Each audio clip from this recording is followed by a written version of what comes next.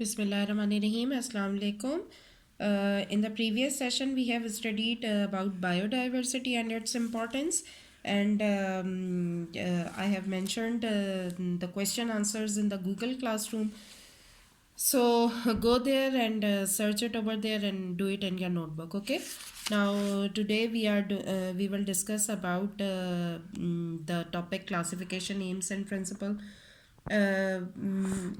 वैसे तो खैर ये जो टॉपिक है ये हम ऑलरेडी क्लास में डिस्कस कर चुके हैं, लेकिन हम एक इसका क्विक रिवीजन करते हैं और उसके बाद फिर इसके क्वेश्चन आंसर्स मैं आपको बताऊंगी और then you will do it in your notebook. Okay.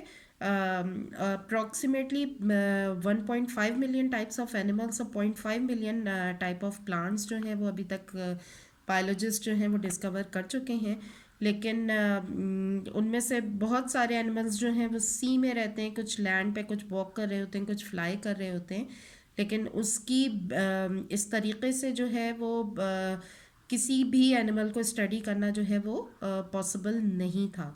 तो उसके लिए बायोलॉजिस्ट ने क्या चीज़ जो है वो उसका क्या तरीका निकाला कि उन्होंने उन तमाम ऑर्गेनिजम्स को जो है वो ग्रुप्स और सब ग्रुप्स में जो है वो डिवाइड किया। ठीक है, यानी कि उन्होंने उनको जो है वो एक डिफरेंट टाइप ऑफ ग्रुप्स और सब ग्रुप्स में जो है वो डिवाइड कर दिया ताकि उनकी स्टडी करना जो है वो आसान हो जाए। एम्स ऑफ क्लासिफिकेशन यानी कि उसका एम क्या था कि ऐसी ब्रांच जो जिसमें कि क्लासिफिकेशन को जो है वो स्टडी किया जाता है, that is called taxonomy, and the branch which deals with the classification and also traces the evolutionary history of organisms is known as systematics, यानी कि जिसमें कि organisms की classification को तो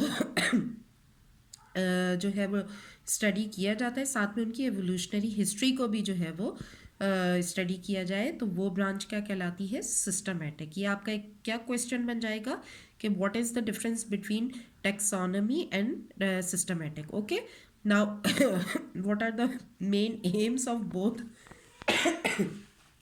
both branches?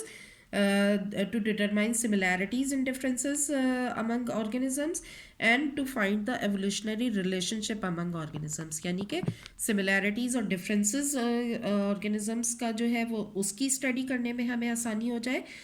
सेकेंडली क्या है कि उनकी एवोल्यूशनरी रिलेशनशिप हमें पता चल जाए, यानी कि अगर जो है वो आपस में उनका क्या रिलेशनशिप था पीछे से, मतलब वो उन जो ऑर्गेनिजम्स हैं उनका आपस में क्या रिलेशनशिप बन रहा है। ओके, यही वो बेसिक ऑफ क्लासिफिकेशन में बेसिकली यही चीज़ समझाई गई है।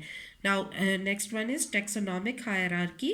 टेक्सोनॉमिक हायरार्की के the group into which organisms are classified are known as taxonomic categories और टेक्सा।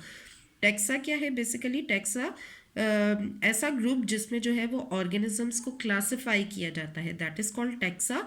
और taxa the taxa form a ladder that is called taxonomic hierarchy.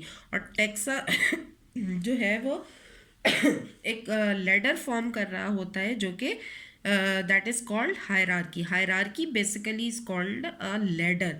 Okay, तो जो टेक्सा जो लैडर फॉर्म कर रहा होता है that is called taxonomic hierarchy. ठीक है, all organisms are divided into 5 kingdoms. Basically जो जितने भी ऑर्गेनिजम्स हैं उनको 5 किंगडम्स में जो है वो डिवाइड किया गया है। So kingdoms is the largest taxon, सही है, यानी जो सबसे बिगेस्ट टेक्सॉन क्या हो गया? किंगडम हो गया।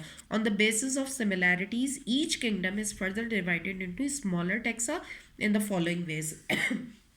यानी कि उनकी सिमिलैरिटीज़ की बेसिस पे, ऑर्गेनिजम्स की सिमिलैरिटीज़ की बेसिस पे जो है वो हर किंगडम को जो है वो फर्दर डिवाइड जो है वो किया गया है।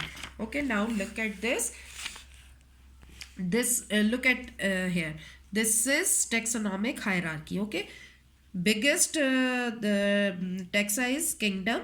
Now phylum, class, order, family, genus, species. Okay, you have to learn it by heart. Okay, kingdom, phylum, class, order, family, genus, species. Okay, now look at here. Phylum, class, order, family, genus, species, okay. और ये इसकी पूरी description दी हुई है। Now what next is what is the classification of to organisms. ये भी हमने class में डिस्कस किया था ना कि classification of human being and the classification of P plant, okay. You have to write in your notebook both classification, human being and pea plant, okay. Now the species and the species, the basic unit of classification, यानी जो species होती हैं वो basic unit होती हैं किसी भी classification की। और जो स्पीशीज़ हैं वो when ये interbreed freely among them and produce fertile offspring, but are reproductively isolated from all other such groups in nature, ठीक है ना। यानी कि वो जो है वो आपस में इंटरब्रीड करके एक नया ऑफस्प्रिंग प्रोड्यूस करती हैं। बट इन सम केसेस क्या होता है कि जो नेचुरली जो चीज़ प्रोड्यूस नहीं हो रही, यानी कि with the help of genetic engineering हम जो है वो एक नई चीज़ जो प्रोड्यूस कर रहे होते हैं। Look at this, for example cross between a mail donkey and a female horse. या जब क्रॉस ब्रीडिंग करवाई जाती है मेल डोंकी और फीमेल हॉर्स की, it produces N infertile offspring that is called mule, okay. यानी कि जब मेल डोंकी और फीमेल हॉर्स की जब इंटरब्रीडिंग करवाई जाती है तो एक इनफर्टाइल ऑफस्प्रिंग प्रोड्यूस होता है जो कि म्यूल कहलाता है, ओके। तो अब इसका क्या है कि आप लोगों ने जो है इसके क्वेश्चन आंसर्स बायोडाइवर्सिटी और इसकी इंपॉर्टेंस के क्वेश्चन आंसर्स मैंने गूगल क्लासरूम पर डाले हुए हैं, इसके भी मैं डाल दूंगी।